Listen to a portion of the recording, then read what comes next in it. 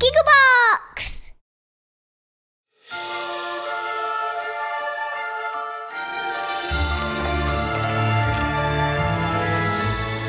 This is the story of Three Billy Goats Gruff. Once upon a time, there were three Billy Goat brothers who lived on a grassy hillside near a river. There was Little Billy Goat Gruff, Middle Billy Goat Gruff, and Great Big Billy Goat Gruff, the largest of all. The Billy Goat brothers lived happily on their hillside, spending their days munching grass and drinking cool water from the river. But then, one terrible day, they looked around to see that they had eaten all the grass on the hillside. Oh no! What will we eat now? Cried Little Billy Goat Gruff. Don't worry, little brother. Said Middle Billy Goat Gruff. Look across the river. There's a lush meadow over there, filled with delicious grass. That's right, Said Big Billy Goat Gruff. all we have to do is cross the bridge and we can eat all the grass we want. But crossing the wooden bridge over the river was dangerous. The Billy Goat brothers knew that an awful, smelly troll lived underneath the bridge, and his favourite thing to eat in the whole wide world was Billy Goat. Who will cross the bridge first? Asked Great Big Billy Goat. Finally, Little Billy Goat Gruff spoke up. I will cross the bridge first. He took a deep breath and trotted down the hillside. Clippity-clop, clippity-clop, clippity-clop went his hooves on the wooden bridge. Who's that clip-clopping on my bridge? Shouted the troll. It's I, Little Billy Goat Gruff. Said the youngest Billy Goat, trying to sound brave. I'm going over the river to eat the grass on the other side. Oh no, you're not. Said the horrible troll, and he climbed up onto the bridge. His skin was green, and his nose was long and crooked. He had warts on his skin and sharp yellow teeth in his mouth. I'm gonna eat you instead. Little Billy Goat Gruff was very scared of the smelly old troll, but he was also a very smart Billy Goat. I don't think you want to eat me. You see, I'm the smallest Billy Goat. I won't make a very good meal, but if you wait, my older brother, Middle Billy Goat Gruff, will come along. He's much bigger than me. All right, you may cross the bridge. And so, Little Billy Goat Gruff clippity-clopped the rest of the way over the bridge and was soon in the lush meadow. On the other side of the river, the two other Billy Goat brothers saw that their youngest brother was safe. I'll go next. Said Middle Billy Goat Gruff, and off he went across the wooden bridge. Clippity-clop, clippity-clop, clippity-clop, Who's that clip-clopping on my bridge? shouted the troll. It is I, Middle Billy Goat Gruff. I'm going over the river to join my brother in the meadow. The smelly troll climbed up onto the wooden bridge a second time. Oh no, you're not. He hissed. Because I'm gonna eat you instead. Middle Billy Goat Gruff was scared of the troll, but like his younger brother, he was also a smart goat. You could eat me, but you would be making a mistake. If you just wait a short while, my older brother, Great Big Billy Goat Gruff, he's the biggest of all of us and would certainly make the best meal. All right, you may cross the bridge. And so, Middle Billy Goat Gruff clip-clopped the rest of the way over the bridge and was soon in the lush meadow with his younger brother. On the hillside, Great Big Billy Goat Gruff could see that both his brothers had made it safely across the river, and so off he went, down the hill and onto the wooden bridge. Clippity-clop, clippity-clop, clippity-clop, Who's that clip-clopping on my bridge? said the troll. It is I, Great Big Billy Goat Gruff. I'm going over the river to join my brothers in the meadow. The vile troll climbed up onto the wooden bridge a third time. Oh no, you're not. Because I'm gonna eat you instead. But unlike his younger brothers, Great Big Billy Goat Gruff was not afraid of the terrible troll. The large goat stamped his hooves, lowered his great big horns, and charged at the troll. Crash! He rammed the troll right off the bridge. The horrible, ugly, smelly troll fell into the river with a great big splash. And so, great big Billy Goat Gruff clip-clopped the rest of the way over the bridge and was soon in the lush meadow with little Billy Goat Gruff and middle Billy Goat Gruff. The three Billy Goat brothers spent the rest of their days happily munching green grass and drinking cool water from the river, and the ugly troll was never, ever seen again. The end. Remember to please like the video and subscribe to our channel so you can stay updated on all our new videos. Bye!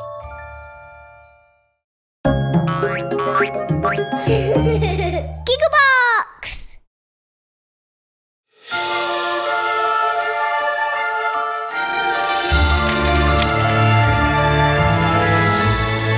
This is the story of Goldilocks and the Three Bears. Once upon a time, there was a little girl with golden curly hair whose name was Goldilocks. One day, Goldilocks was playing near her home when she saw a butterfly. She tried to catch it, but the butterfly flew away. So Goldilocks chased it right down the path and into the forest. Soon Goldilocks was lost, but then she saw a small house in the middle of the woods. Said Goldilocks. I'm sure whoever lives here will help me find my way back. Goldilocks knocked on the door 3 times. Knock, knock, knock.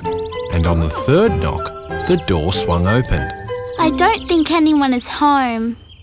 Then she smelled a delicious smell, and her tummy rumbled loudly. So she decided to go inside. On the table in the small house were 3 bowls of porridge. 1 large bowl, 1 medium bowl, and 1 small bowl. Goldilocks was very hungry. I'm sure whoever lives here won't notice if I have a little bit of this porridge. First, Goldilocks tried a spoonful from the large bowl. Oh my! This porridge is too hot! Next, Goldilocks tried a spoonful from the medium bowl. Ew! This porridge is too cold.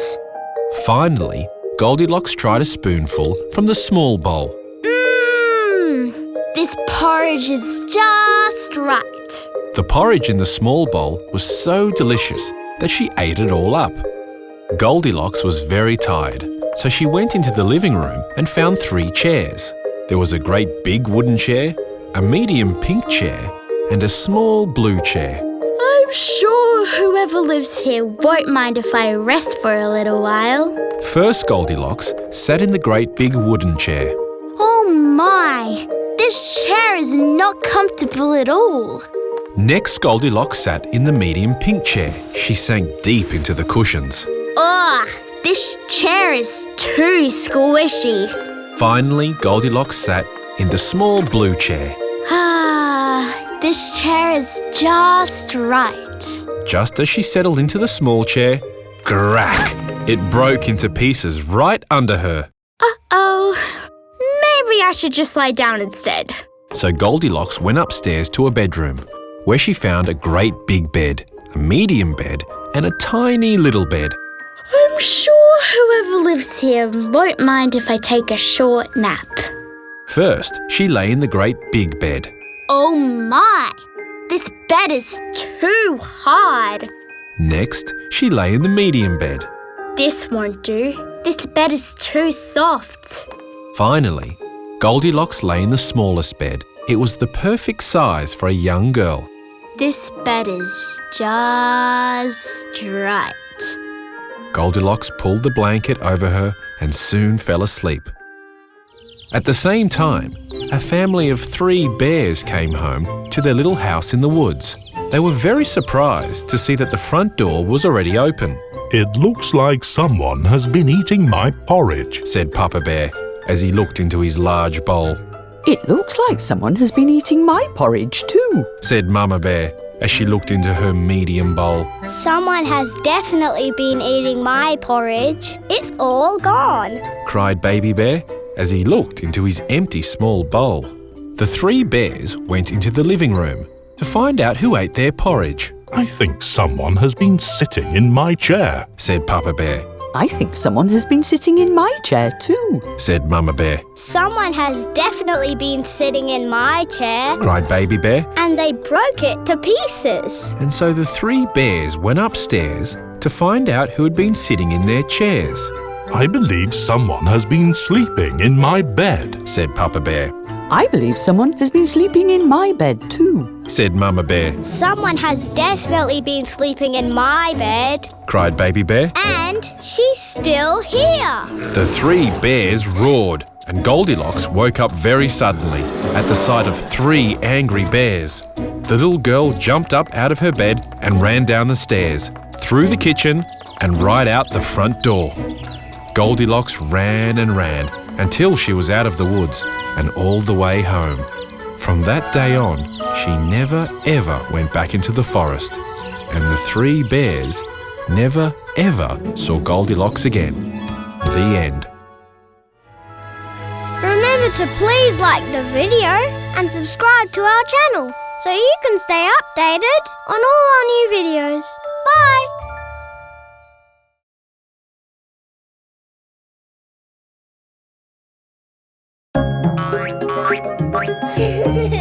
Gigglebox! This is the story of Cinderella. Once upon a time, there was a happy couple with a daughter that they loved very much. They lived in a beautiful manor with many wonderful things. They were kind people, especially the daughter, who loved to play with the mice and pigeons that lived in the garden. One day, the girl's mother became very sick, and the daughter and husband worried that she would not recover. And unfortunately, not long after, the mother passed away. A few years passed, and the father decided to marry a second time, and his new wife was selfish and cruel. She came to live in the beautiful manor with her two daughters, Anastasia and Drusilla, who were vain, greedy, and secretly picked their noses. Jealous of her husband's kind and gentle daughter, the stepsisters made her wear a simple peasant's dress and had her work night and day to keep the manor in tip-top shape. The stepsisters mocked her. You always look like you're covered in ash. We'll call you Cinderella. One morning, an invitation arrived from the palace. The king announced that he would be holding a ball for his son, the prince, to find a wife. The king invited every maiden to attend the grand ball, hoping that his son would find someone to love. The stepsisters were very excited by the possibility of becoming the prince's bride. They ordered Cinderella to make them the most beautiful at the ball. Once the stepsisters were ready for the ball, Cinderella gathered up the courage to ask her stepmother. Can I go to the ball as well? The stepmother's eyes sparkled as she looked at her and replied, Only once you have cleaned the kitchen, swept and mopped the floors, and dusted the bedrooms. These chores would take one person a week to complete. As she sat in the kitchen, surrounded by dirty pots and pans, Cinderella despaired. How will I ever clean all this mess? Someone please help me. The house mice and garden pigeons heard her cry for help and came running to her rescue. They helped Cinderella scrub and dust the manor until it sparkled. Once the manor sparkled like new, Cinderella went back to her stepmother and asked again. I have done everything you've asked. Can I go to the ball now? The stepmother looked down at Cinderella and laughed. Why, you're filthy, Cinderella. You can't go to the ball dressed like that. The prince won't want dirt all over his ballroom. The evil stepmother left for the ball with the stepsisters. Cinderella was alone in the manor with the mice and pigeons who were her only friends. Cinderella ran to the garden and wept. The pigeons and the mice felt very sorry for her. Then, a rustling sound came from the bushes. A plump old woman emerged and approached Cinderella. Why so many tears from such a kind girl? The woman asked. I just wanted to go to the ball, but I have nothing to wear. The old woman thought, then said, As your fairy godmother, I can give you one night where all of your dreams come true. Cinderella looked up and saw the kind face of her fairy godmother. You're my fairy godmother? Yes, dear. With a wave of her hand, the fairy godmother transformed Cinderella's simple dress into a beautiful gown with glass slippers fit for a queen. But how do I get to the ball? Wondered Cinderella. With a quick flick of her wand, the fairy godmother transformed a pumpkin into a golden carriage and the nearby mice into horses and a rat into the coachman.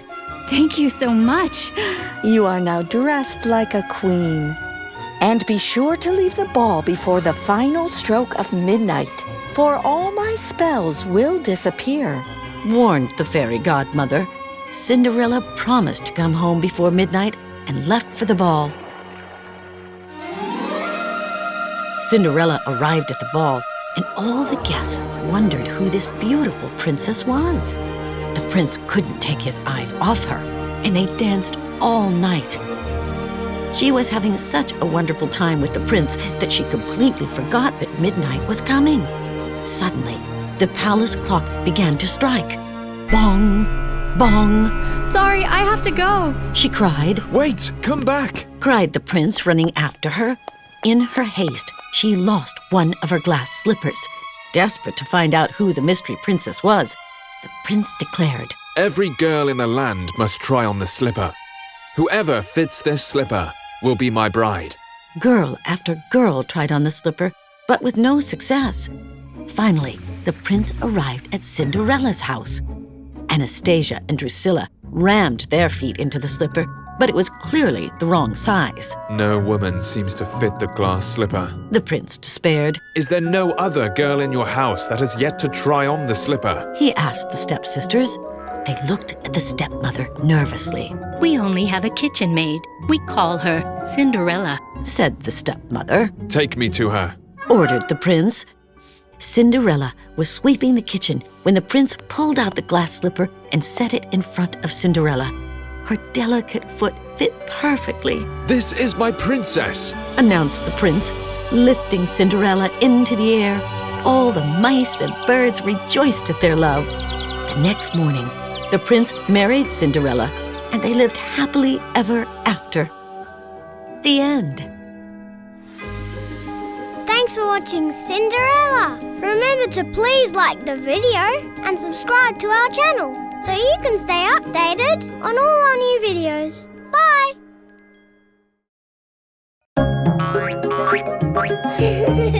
Gigglebox!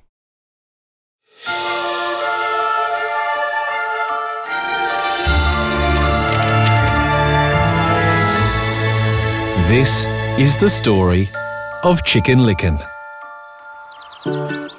Once upon a time, there was a small chicken, and his name was Chicken Licken. Chicken Licken was in his garden, minding his own business, when, whack! An acorn fell from a tree branch and hit him right on the head. My goodness, what was that? Said Chicken Licken. Instead of looking down, Chicken Licken looked up, and the only thing up was the sky. Why, I think the sky is falling. Cried Chicken Licken. I must run and tell the king. And so Chicken Licken ran down the road to tell the others. Soon he came to Henny Penny's house near the meadow. Where are you hurrying off to? Asked Henny Penny. The sky is falling. Shouted Chicken Licken. And I must tell the king. Well, I'll come too, said Henny Penny. So Chicken Licken and Henny Penny ran down the road to tell the king. Soon they came to Ducky Lucky's home near the river. Where were you two going? Asked Ducky Lucky. The sky is falling, said Chicken Licken. And I must tell the king. Well, I'll come too, said Ducky Lucky. And so Chicken Licken, Henny Penny and Ducky Lucky ran down the road to tell the king. Soon they came to Goosey Lucy's home near the lake. Where are you three scampering off to? Said Goosey Lucy. The sky is falling, replied Chicken Licken. And I must tell the king. Well, I'll come too, said Goosey Lucy. And so Chicken Licken, Henny Penny, Ducky Lucky and Goosey Lucy ran down the road to tell the others. Soon they came to Turkey Lurkey's home near the cornfield. Where are you four scurrying off to? Asked Turkey Lurkey. The sky is falling, yelled Chicken Licken. And I must tell the king. Well, I'll come too, said Turkey Lurkey. And so Chicken Licken, Henny Penny, Ducky Lucky, Goosey Lucy and Turkey Lurkey ran down the road to tell the king. Soon they came to Drakey Lakey's home near the marsh. Where are you five dashing off to? Asked Drakey Lakey. The sky is falling. Hollered Chicken Licken. And I must tell the king. Well, I'll come too, said Drakey Lakey. So Chicken Licken, Henny Penny, Ducky Lucky, Goosey Lucy, Turkey Lurkey and Drakey Lakey ran down the road to tell the king. Soon they came to Cocky Locky's home near the paddock. Oi, where are you six going in such a hurry? Said Cocky Locky. The sky is falling. Shouted Chicken Licken. And I must tell the king. Well, I'll come too, said Cocky Locky. And so, Chicken Licken, Henny Penny, Ducky Lucky, Goosey Lucy, Turkey Lurkey, Drakey Lakey and Cocky Locky ran down the road to tell the others. Soon they came to Foxy Loxy's home near the mountain. Good afternoon, friends, said Foxy Loxy. Where are you seven racing off to? The sky is falling, bellowed Chicken Licken. And I must tell the king. That is quite serious. I know a shortcut right through the mountain to the palace, said Foxy Loxy. Follow me, and we will tell the king that the sky is falling. And so Chicken Licken, Henny Penny, Ducky Lucky, Goosey Lucy, Turkey Lurkey, Drakey Lakey and Cocky Locky all followed Foxy Loxy up the mountain path and into a dark cave on the side of the mountain. Are you sure this is a shortcut? Asked Chicken Licken. Of course. Hurry now, I'm so very hungry. What did you say? Asked Henny Penny. Worried. I'm so very worried that the sky is falling. Come along now. We're almost there. But Chicken Licken had a bad feeling. He looked to his left, and then he looked to his right, and then he gasped. This is no shortcut. We're in the fox's den. Quick, run! Just then the fox spun around and he opened his mouth to gobble them all up. And so Chicken Licken, Henny Penny, Ducky Lucky, Goosey Lucy, Turkey Lurkey, Drakey Lakey and Cocky Locky all ran as fast as they could, back the way they came, out of the dark cave and down the mountain path. When they finally stopped running, Chicken Licken looked at each of his friends and asked, Can anyone remember where we were going to? Not me. I don't know. I don't know. Nope. Not sure. Don't ask me. Well then, let's all go home. And no one did remember that the sky was falling. The end. Remember to please like the video and subscribe to our channel so you can stay updated on all our new videos. Bye!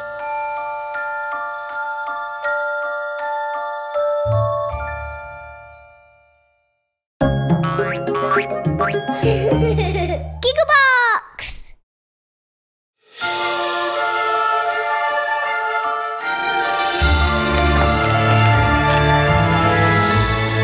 This is the story of Rupunzel. A long time ago, in a faraway land, a man and a woman lived happily together, waiting for the birth of their first child. They lived in a small house with a big garden behind it, but they never dared to go inside the garden because they had heard a witch lived inside of it and would curse anyone who entered. One day, the woman sat by the window, looking out at the garden, starving for food, when she saw the delicious vegetables and fruits growing inside. Without any money, they both became desperate for something to eat. The man had no choice but to sneak into the garden and take some food for his wife. So he climbed over the wall and began filling his basket with all the vegetables. As he was placing the last of the tomatoes in his basket, he heard an angry voice call out, "Who said you could take my vegetables?" Shocked and scared, he begged the witch, "Please don't hurt me. I'm taking these vegetables for my wife and future child." The witch rubbed her chin and thought, "Child, eh? I will spare you, and even let you eat all the tasty treats in my garden, but in return, you must give me your child." The man was so terrified that he quickly agreed and ran back home, relieved to be safe. Not long after, their daughter was born, and the very next day, the witch kept her promise and took the child from them. The witch named the girl Rupunzel. Rupunzel grew into the most beautiful girl, with long golden hair as long as a football field. But at age 13, the witch trapped the princess in a tower deep in the forest with no doors or stairs so that no one could ever take her. Every morning, the witch would visit Rapunzel and say, Rapunzel! Rapunzel, let down your hair! Rapunzel would let down her hair and the witch would climb up to visit her. Rapunzel hated the witch's visits as she was so cruel and mean. Every day, when she was alone, Rapunzel would sing out her window, dreaming of a better world. Many years later, a prince was exploring the forest when he heard the most beautiful singing he had ever heard. He followed the singing all the way to the tower and hid behind a bush. And while Rapunzel was singing, he fell instantly in love. He watched as the witch came to call out to Rapunzel and climbed the tower. After the witch left, the prince called out to Rapunzel at the bottom of the tower, just like he'd seen the witch do. Rapunzel! Rapunzel! Let down your hair! Down tumbled the long golden hair, and up climbed the prince. At first, Rapunzel was frightened of the stranger, as she had never seen a man before, but she was immediately taken back by how kind and loving he was compared to the evil witch. Rapunzel loved hearing the prince's stories of the outside world, how there are vast, deep oceans to swim in, huge town squares with hundreds of happy people, and the prince's castle where she could explore all day. They fell in love immediately, and he promised to rescue her so they could live happily together, but they needed a plan to escape. The next day, and for many days after, when the prince visited Rapunzel, he would bring her silk so that she could knit and weave a rope to climb down. One day, the witch noticed Rapunzel hiding something in the corner and grew suspicious. She discovered the silk rope and became enraged. The witch got so angry that she cut off Rapunzel's beautiful golden hair and cast a spell that sent her deep into the middle of the forest to live.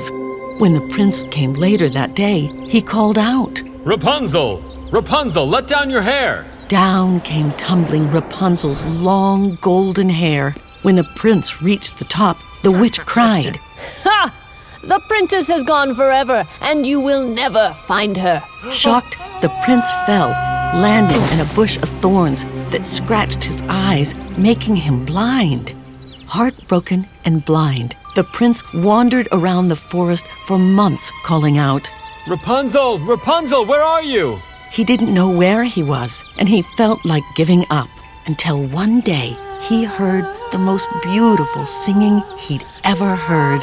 Rapunzel, is that you? He shouted. Yes! I found you at last! She cried, running into his arms, and they hugged each other tight, happy to finally be together again. She cried tears of joy that fell into his eyes and cured his blindness. Together, the prince led them back to his castle, and they lived happily ever after. The end. Two boats lost at sea and always traveling. Every wind would catch our sails of chasing dreams and fairy tales. Time just pushed us on, bright stars and setting suns, and love got in the way. I knew it when I heard you say hello. Hello, hello, hello. I missed your smile, and this time I won't let you go. I see your face, you say the words, and down I fall. Hello. Remember to please like the video and subscribe to our channel so you can stay updated on all our new videos. Bye!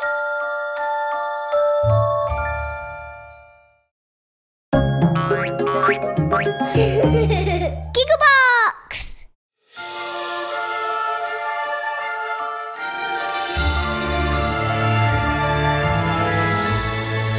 This is the story of the Gingerbread Man.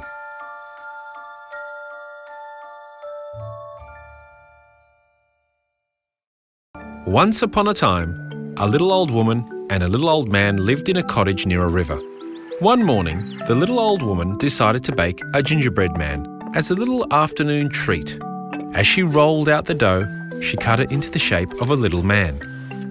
She used icing to give him eyes and a smile, gumdrops for buttons and a cherry for a nose.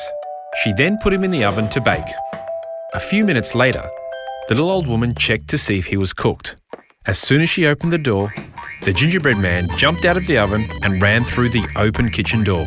"Don't eat me!" he shouted. The little old woman was very surprised, but she was also very hungry. So she called to her husband, and they both ran out the front door and after the gingerbread man. "Stop!" they yelled. "Please stop!" But the gingerbread man did not look back. He kept running, down the lane and into the woods as he sang.